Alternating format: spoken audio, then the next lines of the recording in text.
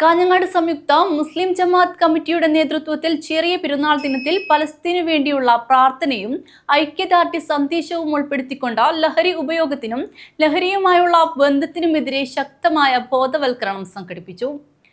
അജാനൂർ കടപ്പുറം മുസ്ലിം ജമാഅത്ത് committee president A Hameed Haji പ്രതിജ്ഞാവാചകം ചൊല്ലിക്കൊടുത്തു.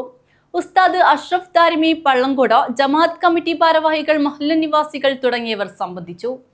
കാഞ്ഞങ്ങാട് സംയുക്ത മുസ്ലിം ജമാഅത്ത് കമ്മിറ്റിയുടെ നേതൃത്വത്തിൽ ചെറിയ പെരുന്നാൾ ദിനത്തിൽ പലസ്തീനു വേണ്ടിയുള്ള പ്രാർത്ഥനയും ഐക്യദാർഢ്യ സന്ദേശവും ഉൾപ്പെടുത്തിക്കൊണ്ട് ലഹരി ഉപയോഗത്തിനും ലഹരിയുമായുള്ള ബന്ധത്തിനുമെതിരെയുള്ള ശക്തമായ ബോധവൽക്കരണം സംഘടിപ്പിച്ചു.